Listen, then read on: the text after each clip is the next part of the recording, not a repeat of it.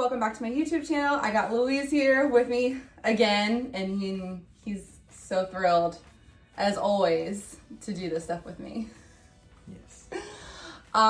So last time we were on here together, we talked about kind of my family.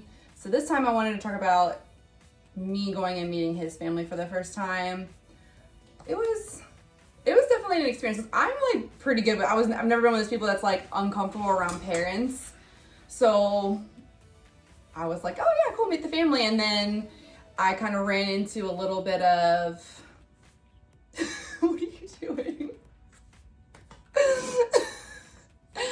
I ran into the whole snag of the language barrier, and that because it's something I never really ran across ever.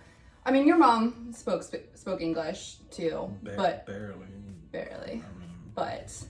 And she tried, but it was I was used to not having to like, and I can't imagine what it was like for you when you came here and you had nobody really to like help you. I at least had you to kind of like sit there and either translate for me, or you would actually direct me a couple times to like, hey, she speaks English, she'll talk to you. A bit of a culture shock for me. Like I knew people who spoke other languages, but to be around a family where like some didn't speak English like at all. Most.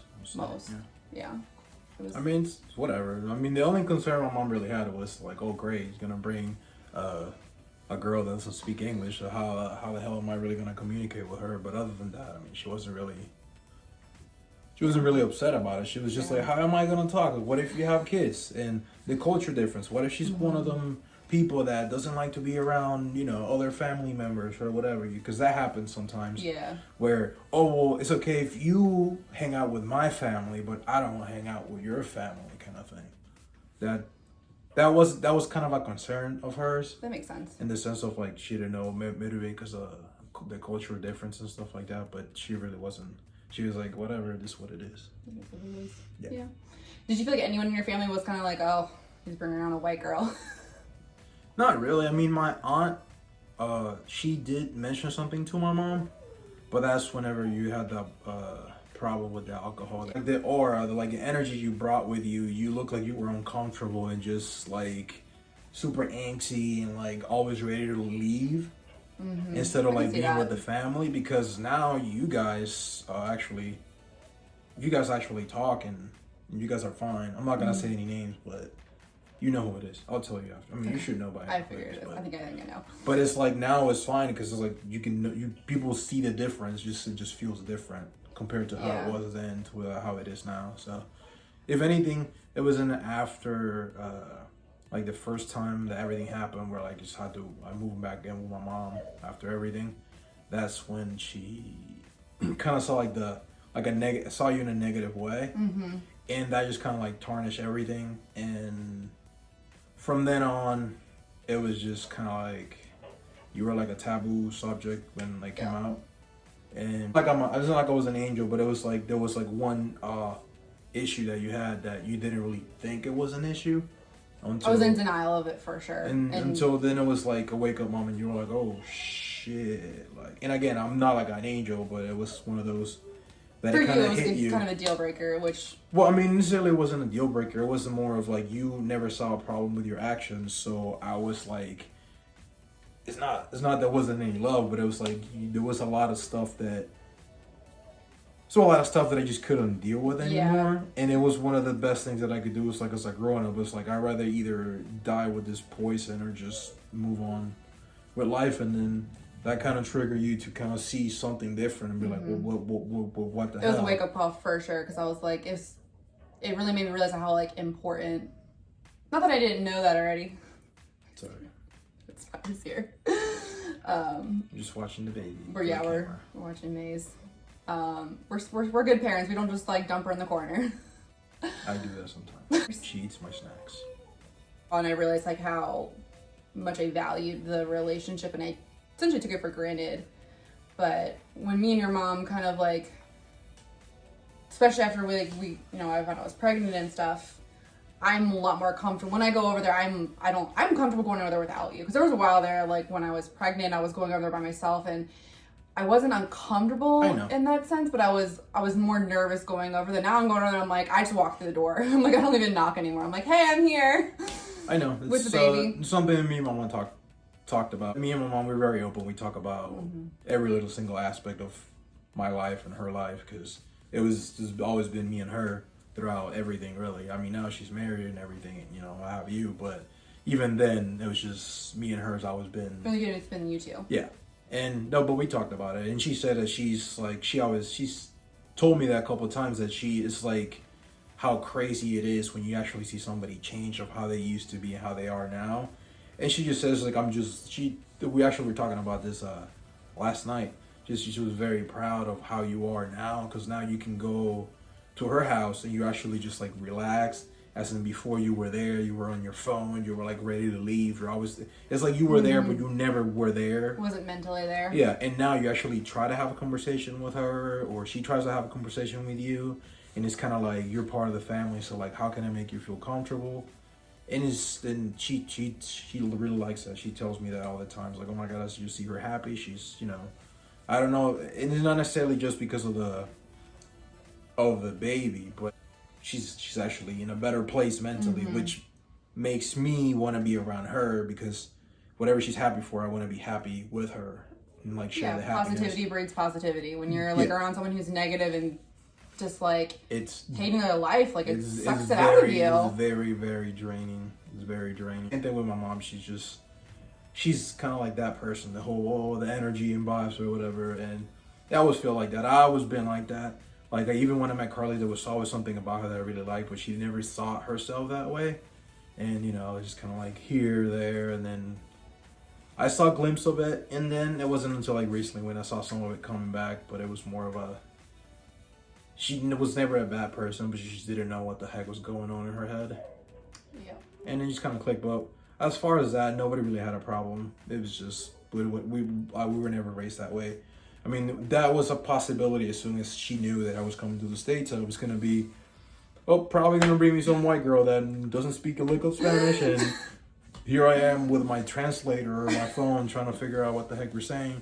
And then God forbid to have a kid, and then he all of a sudden doesn't want to teach her Spanish. And then I'm here with a grandkid that doesn't speak any English. I know. I think it's what your mom's always asked me, like, is he speaking in Spanish? And I'm like, he is. And then I try to. I mean, it's very like simple words, but even if it's just like something I learned when I'm at your mom's, I try to like repeat it to her, because the more I say it, and she's less likely to judge me for butchering it. Yeah. So, I mean, like, I think for her wish list for her birthday, I put a bunch of like bilingual books, because it's gonna help her as well as me, and I'm gonna like get better at my Spanish. And it's really important to me. Like, I think I've talked about it before. Like, I didn't really put much effort into it, and especially, I wouldn't say much. I wouldn't say none at all. Yeah, I don't think I put any effort. It was like no interest at all. It wasn't even like a thought. And then before we even like got back together, it was something I started like on my own was like working on, just because I was like, you know what, like, even if like me and him don't work out, it's not something I should learn, and it's important. But yeah, I mean, there was really no issue aside from what happened with the issues you had. The other, like that was more like a personal versus like not being. Yeah, like there was never no judgment. Spanish. I mean, and sometimes you might get together with like groups of people that might see you a little different. It's like, oh, he had to be the one to bring the the white girl. Yeah, I mean, but it's the same thing. And we kind of ran into that too. It's like, and nothing anyone said anything, but we went to, so before I ever even, I think it was the first time he had met like any of my family. And I don't think I mean, my parents knew, but it was my cousin's wedding. Oh yeah, that was good. I was really actually about to say that. Yeah, that was good. Yeah. Again, like my family was never like, we treated everyone the same. So I don't know if anyone would ever say anything, but like this is the first time he's meeting the rest of my family, and we were late to the wedding because of me. Of course, I take forever to get ready.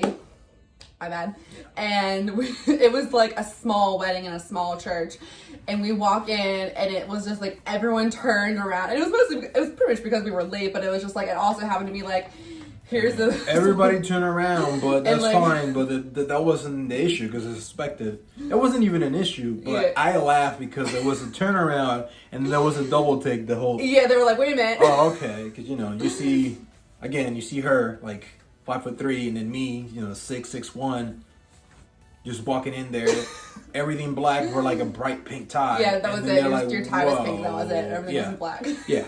Yeah, and then it was just like, okay, whatever, okay. It had to be one of them chocolates, but whatever.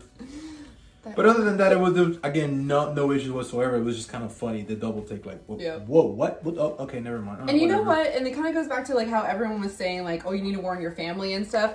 My family, not only were they so welcoming to him, but they even surprised me that some of them spoke fluent Spanish. Yeah. And I'm looking at them like, why didn't you tell me this? I just feel like an idiot. And I was just like, why didn't you practice? I mean, clearly, you know what I mean? There's always gonna be looks like yeah, you're always gonna, like in the baby shower when I think it was Kennedy, right? Yeah, Kennedy. Yeah, well, anyway, there was a lot of people there. Too many people. Their mom. And there were a bunch of kids, and even the Hispanics mix. They can be related kids, I guess you could say. Yeah. Jumping around, trampoline, playground, whatever, and then you see Denise. And she's, dirty blonde, clear eyes, pretty white. Yeah. And then I see her, my aunts just talking like, oh, okay. I'm like, who's that? Who's that white girl with here? Even your parents, if you look at it you have to be a double take because that could easily pass as Europeans or not necessarily Caucasian. Mm-hmm. And then they even saw your friend Chelsea.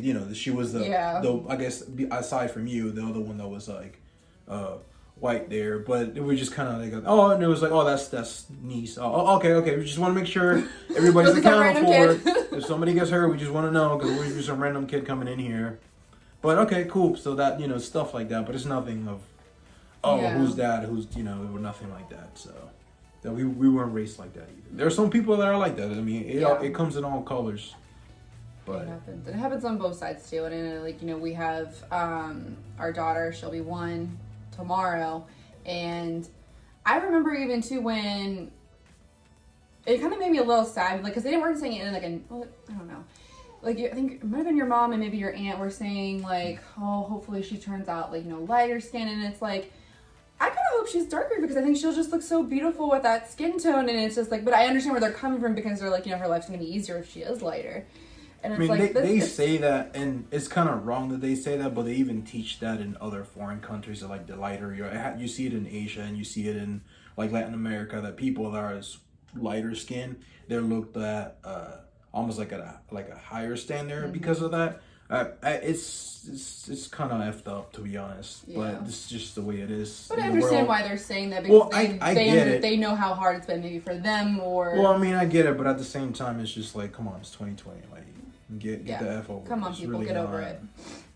Plus, I mean, and it'd be just kind of weird because she looks like me and then she's just white. So it's like, you definitely have features that you're not just white, so. It's a mixed child anyway. So. She's got his face and attitude, and then essentially my skin tone and my smile. When she smiles, that's still like. Yeah. Well, that's all we got for today, guys. Thank you for watching. Be sure to give us both a follow, subscribe, leave us a comment, and thank you for watching.